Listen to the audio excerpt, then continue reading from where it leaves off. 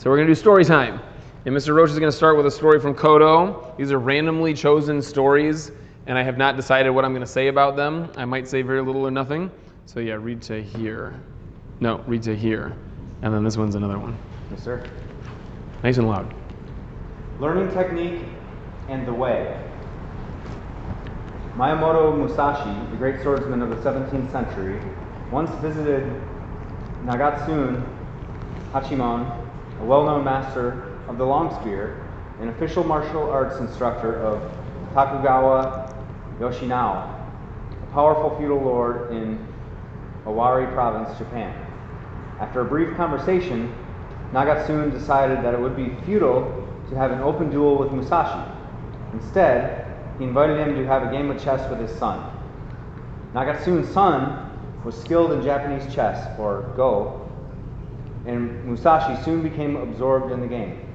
As Musashi was concentrating on the chessboard, his expression changed, and he suddenly shouted, "Don't try it!" This surprised Nagatsun's son, but when he looked again at Musashi's expression had changed back to his original calm, and he was still concentrating on the game. Keep going.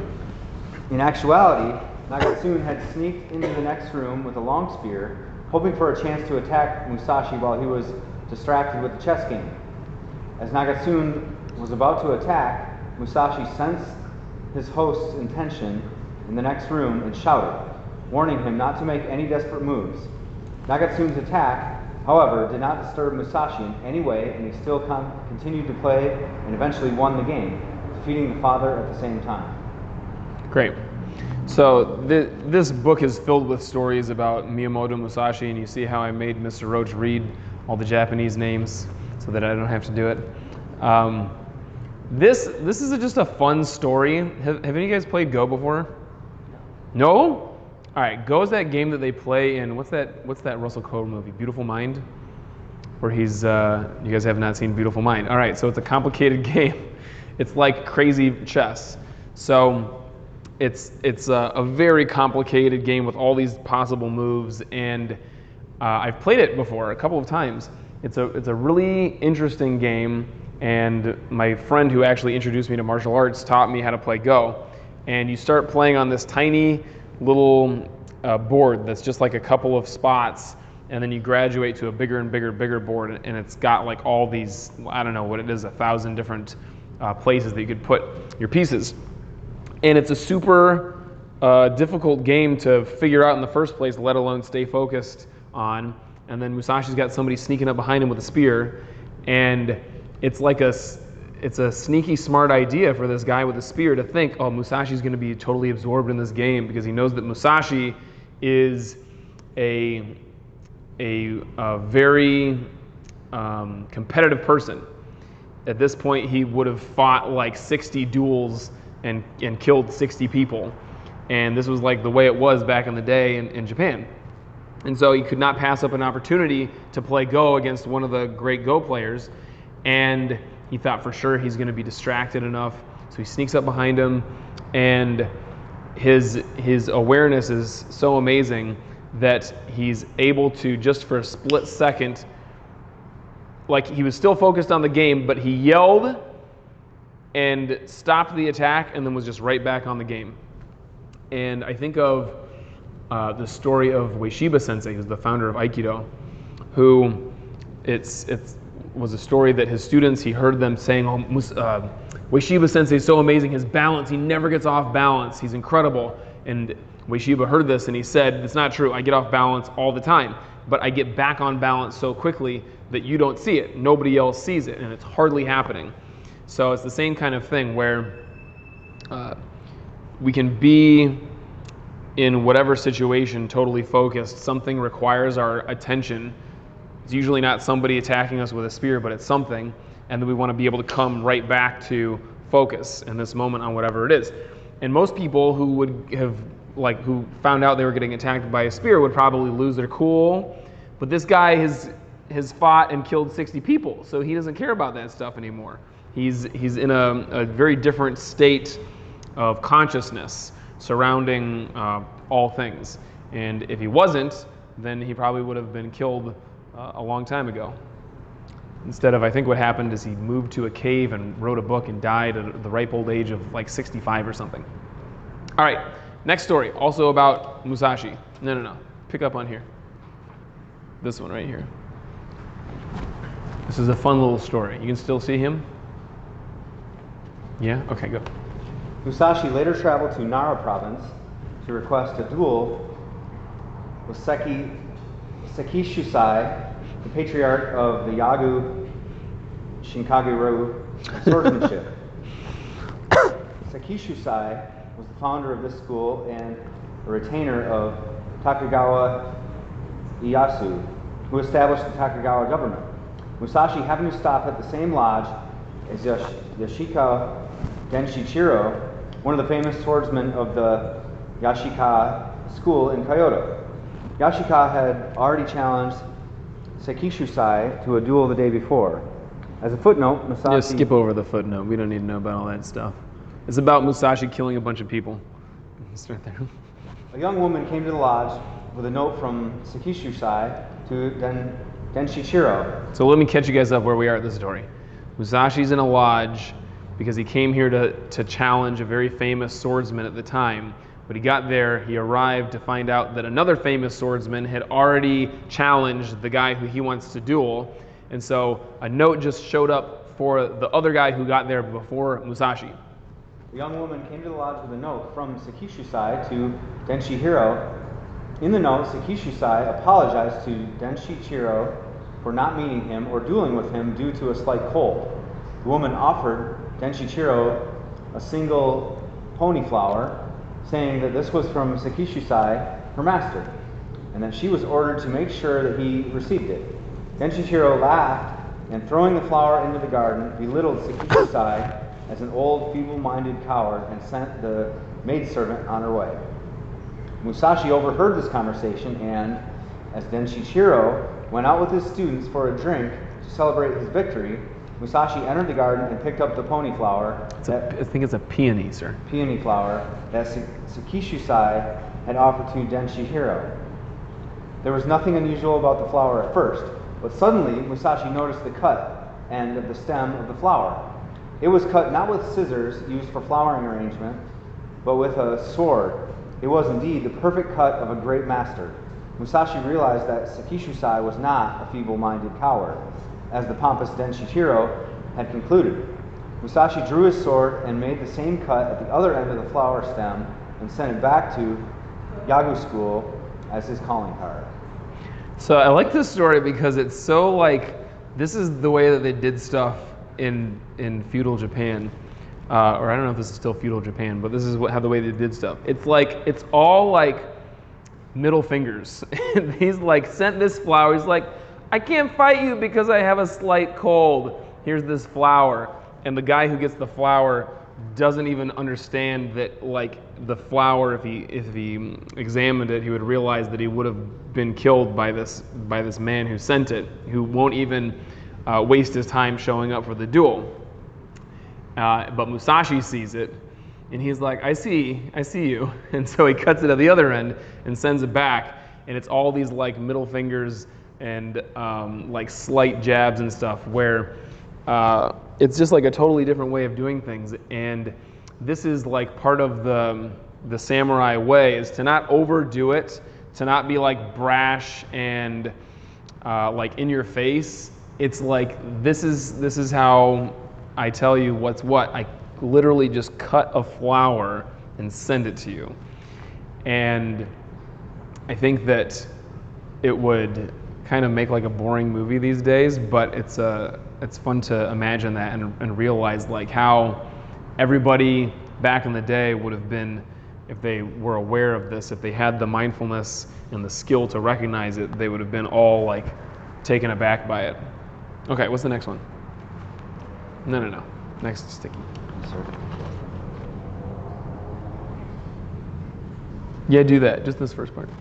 Sir. No, wait. Yeah, okay, do that whole thing. Stop here and then I'll talk about it. Sure. Training beyond limitations. There's a story of a Zen monk who went to a well-known teacher to ask for instruction. When he approached his teacher, he asked, "How do you achieve enlightenment?" Without a word, the Zen master went looking around. picked up a piece of broken ceramic tile and began to polish it against the stone. The bewildered young monk asked, "What are you doing?" "Making a mirror," was the reply. "It's impossible to make a mirror from a piece of tile," retorted the young monk. "Achieving enlightenment is like polishing this broken tile," replied the Zen master. That's it. It's like, I just like that analogy. So Zen is filled with students asking these like genuine, heartfelt questions to their masters, and the masters just being like, this is like, I'm polishing this tile because this is what it's going to be like for you to get enlightenment. And it's not degrading to that person. It's just like the reality of it is. Go ahead and grab the next one. We're going to do a story from there. It's like enlightenment is impossible. It's not going to happen. So you polish the tile and you just keep doing it, just like you're trying to polish yourself through meditation. And if you're doing that with the end in mind of I've got to hit enlightenment or this was all pointless, then you're going to be real disappointed at the end. So you just go to work like you're polishing a tile, trying to make a mirror, knowing that you're not going to make a mirror ever. And it's the same thing with meditation. Okay, let's do I actually want to skip to, this one is similar to that. We got time for two more. Nope, not that one. This one. Right here. The sound of one hand. The master of Kinun Temple was Mokurai, Silent Thunder. He had a little protege named Toyo, who was only 12 years old. Toyo saw the older disciples visit the master's room each morning and evening to receive instruction in senzen, or personal guidance, in which they were given koans to stop mind wandering. Toyo wished to do sanzen also. "Wait a while," said Mokurai. "You're too young." But the child insisted, so the teacher finally consented. In the evening, little Toyo went at the proper time to the threshold of Mokurai's senzen room. He struck the gong to announce his presence, bowed respectfully 3 times outside the door, and went to sit before the master in respectful silence. "You can hear the sound of 2 hands when they clap together," said Mokurai. "Now show me the sound of 1 hand." Toyo bowed and went to his room to consider this problem. So this is a famous koan. You guys have all heard this one, right? The sound of one hand clapping. It was on The Simpsons once. Go ahead. And it's not this. This was Bart's answer. It's not that.